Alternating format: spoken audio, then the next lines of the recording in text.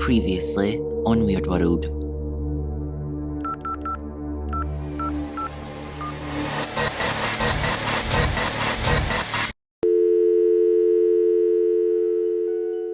Did you know that there is at least a 10-second delay between every single phone call? 10 seconds is a lot of unaccounted time, especially when you go missing. Angela Marie Hammond, or Angie as her friends and family called her, was born February 9th, 1971 in Clinton, Missouri. She was engaged to a man named Rob SHAFER, and together they were 4 months pregnant. April 4th, 1991. She's paid for a phone call with her partner Rob, and on that phone call she's asking Rob if it would be okay if they could just cancel their plans for that night and instead she could go home and just take a bath. 10-second delay.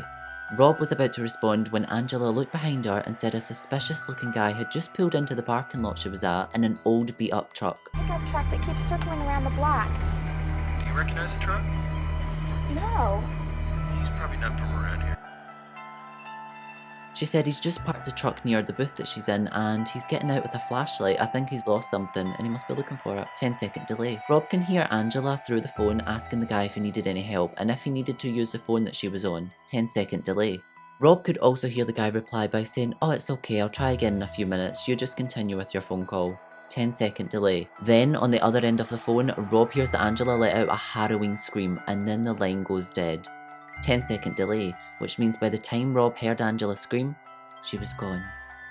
The way there, he passes a late 1960s model of a green Ford F-150 pickup truck going the opposite direction from him. Or, I'm sure you could describe it as an old beat up truck. He hears Angela in the back of this truck screaming Rob's name and crying for help.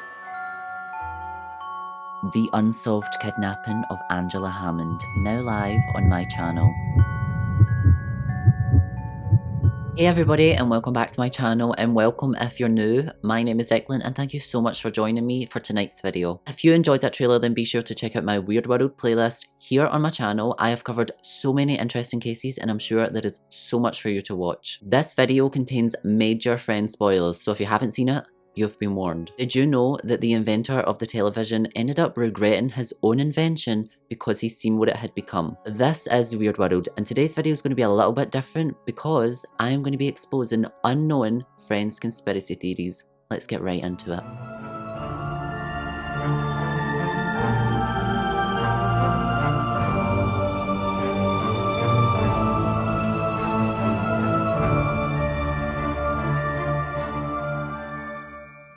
25 years ago, on September 22nd, 1994, one of the most popular money-making machines ever to air on TV was created, F.R.I.E.N.D.S, the TV show. The NBC show debuted its first episode starring Lisa Kudrow as Phoebe, Courtney Cox as Monica, Jennifer Aniston as Rachel, David Schwimmer as Ross, Matthew Perry as Chandler, and Matt LeBlanc as Joey. It would focus on the group of 6 friends navigating their way through the streets of New York City and the struggles of being in their early 20s. The 6 stars were catapulted into fame and became known as household names almost overnight. Conspiracy theory number 1 is a really interesting one that definitely leaves a couple of people on the fence. For any huge F.R.I.E.N.D.S fans out there like me, you'll know the Central Perk Cafe very well. It's where the group of 6 friends meet up in, I'd almost say, every single episode for their daily coffee and Joey's mountain of muffins. However, Central Perk wasn't always the first name choice for this cafe. The show was originally pitched as a 7-page script and was going to be called Insomnia Cafe,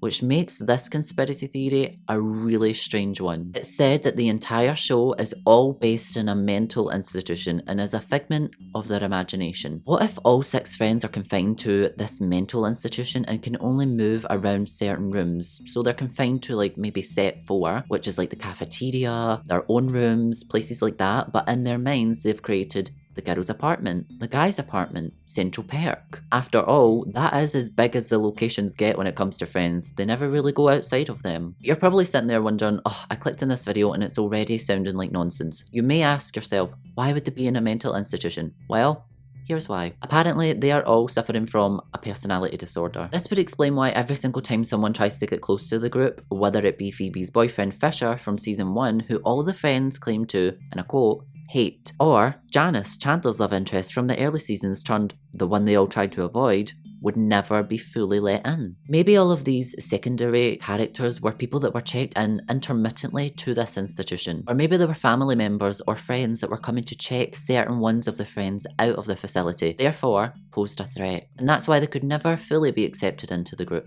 To back this theory up, a returning character on the show was Ursula Buffet, Phoebe's sister. Ursula was written into the show because Lisa Kudrow, who played both twin sisters, was also starring in another show called Mad About You, and the writers didn't want to confuse fans with two different characters in two different shows who looked alike and didn't know each other, so they created the plot that Phoebe was a twin. However, Ursula was known for her very blunt, almost polar opposite personality to Phoebe. Phoebe was the sweet and understanding one, while Ursula was the hurtful and harsh one. Maybe both of these personalities were just in the one body, and that's why she was checked in. Another really popular conspiracy theory is that the entire show was hallucinated by Phoebe. Phoebe was always known as the odd one out, the one that never really fitted in, and that's probably why she's my personal favourite. I feel like she brings something to all the friends that they all need in their life, something that they're missing. This theory is based on that Phoebe never got off the streets. She spoke often about her rocky past of stealing and stabbing cops, etc., but maybe this led her down a path of loneliness and psychotic behavioural tendencies. One day she's outside a cafe, Central Park, and she's busking,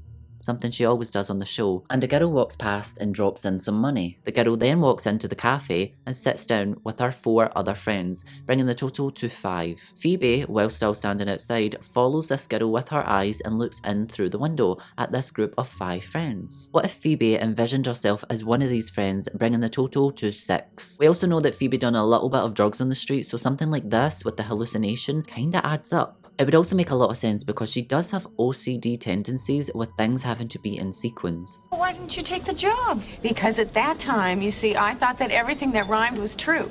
So I thought, you know, if I worked with stocks, I'd have to live in a box and only eat lox and have a pet fox. She also shared a lot of stories growing up about how she never had many friends and she never had much growing up, she never had her first bike. Something as really traumatic as that really young may cause this kind of psychotic behaviour, and maybe this lonely childhood just led her to snap. However, maybe we're focusing on the wrong friend, and maybe Phoebe isn't the odd one out after all. In the box set of Friends Season 4, all the characters can be seen laying side by side with their eyes shut, but Rachel is the only one to have her eyes open. It's said that on the night before her wedding to Barry, she blacked out and went into a state of shock and never woke up out of it. In this state of shock, she goes back to her childhood, where Monica and Ross were still main figures in her life, because remember, she lost touch with them after college. What if she's trying to relive her life the way that it was meant to be?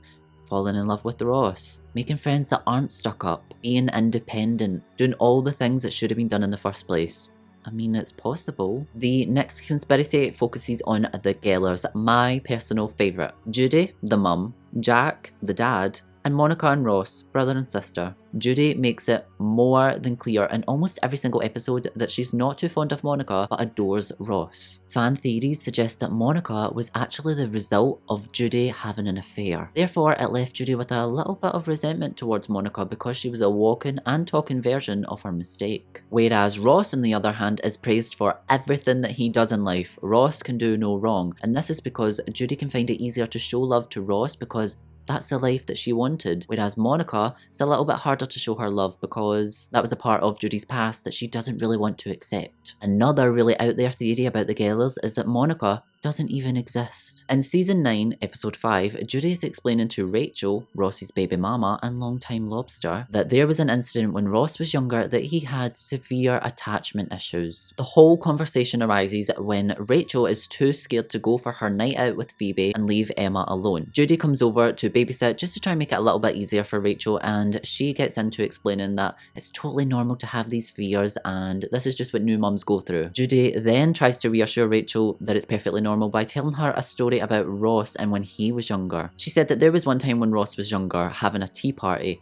She came outside and said to him that she was going to go to the spa, and he got so upset so he tucked his willy between his legs and screamed, "Mommy, I'm a girl, take me with you." I was about to leave Ross to go to the beauty parlor, and he got so upset he took off all his clothes, tucked his willy between his legs, and cried out, "Mommy, I'm a girl, take me with you." What if, and hear me out, what if Ross wanted to be a girl. It's shown throughout the show that Ross definitely has some feminine tendencies. For example, the one I just mentioned when he was younger, having a tea party with all his stuffed animals. Now you may be thinking, Declan, that's just what youngsters do.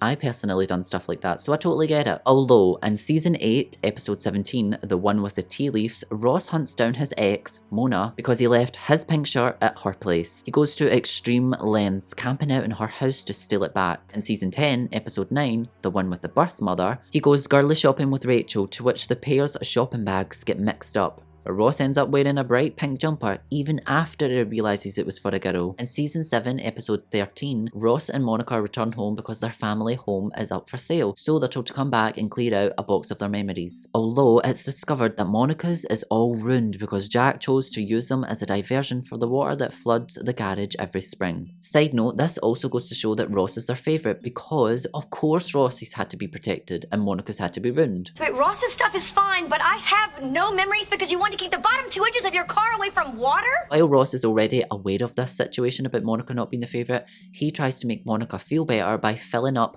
stuff from his boxes and putting them in hers. But when she starts going through them, she realises that none of this stuff even belongs to her and quickly clicks that it's all Ross's. How do you think I am? You've wrecked all my childhood memories. You love Ross more than me. And some of the stuff that he chose to fill the boxes with were dolls, which Monica would never have played with. This was back in the early 80s that this tea party took place, and the early 90s when the rest of the situations took place. A time when accepting that you were possibly born in the wrong body was really frowned upon and not spoken about at all. What if Ross created Monica as a figment of his imagination and acted out all of these random scenarios because all along that's who he wanted to be, and that's why his parents had so much resentment for Monica, because she didn't exist. Maybe they were really against their son experimenting with the girl toys and playing with dresses and dolls and all of those kind of things. Maybe it actually all goes back to the producers and the writers. Maybe someone in that show wrote about their experience and tried to really get it out into the world to see how the world would react, to see if it would be okay for them to possibly come out. That one's definitely a little bit of a dark subject, but it happens more often than not. More often than many people know. I mean, who really knows? It's all speculation, but it's possible. Moving on to the next theory. How many of you guys remember Mr. Heckles from season 2?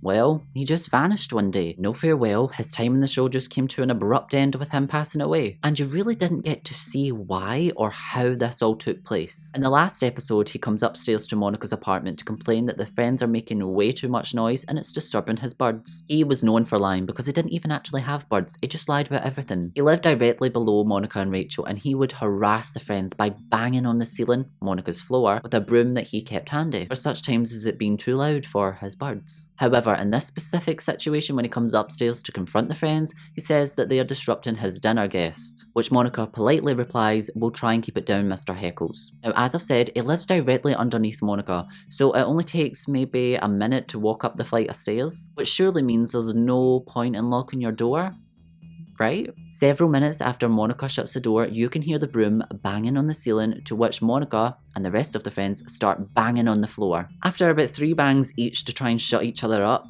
everything goes silent and it's discovered that Mr. Heckles had died. Now here's the conspiracy theory part. What if, in the time it took to walk up to Monica's to complain about the noise, someone snuck into his apartment? Maybe they were robbing him or waiting for him to come back.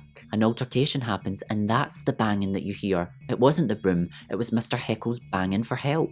I mean, an old man living alone in New York City in a building with very low security.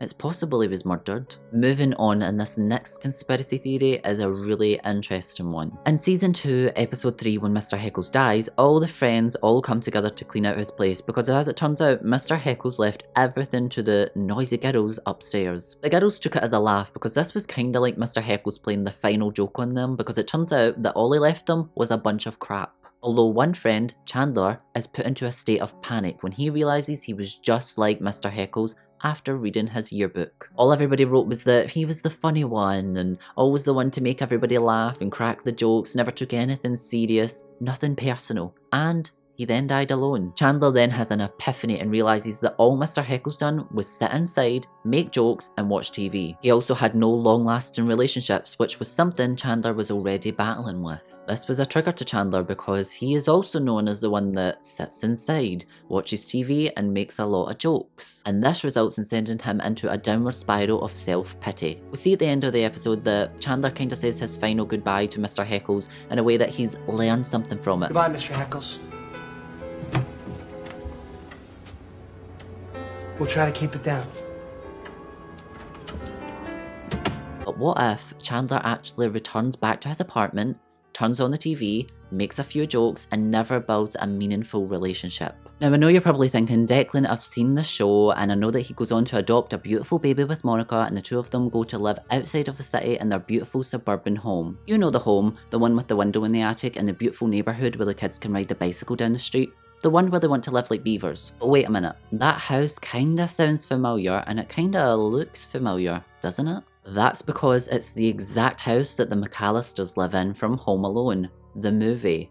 The same movie that Chandler is currently watching in his apartment alone. This next conspiracy theory is all about subliminal messages. There is a large population of the internet that believes that Friends, running for 10 years, was one huge long ad for Starbucks. I mean, that kinda makes sense because look at today's age. Take Instagram for example. Everybody always posting pictures of their giant cups with their coffee in it or their green tea, or posting their laptop when they're working in a Starbucks. And all of these Starbucks all around the world try and make their cafes look very inviting, you know, very comforting, very cute, very cozy, very Instagrammable. I guess in a way it's kind of the closest thing to Central Perk. A lot of people long for what the six friends have in a cute and cozy place to achieve that, and Starbucks kinda has got it all. Then there's the fact that Rachel has the second name green, which is the Starbucks logo colour. And Rachel also had that iconic haircut called The Rachel, which went viral at the time. Everybody wanted this haircut,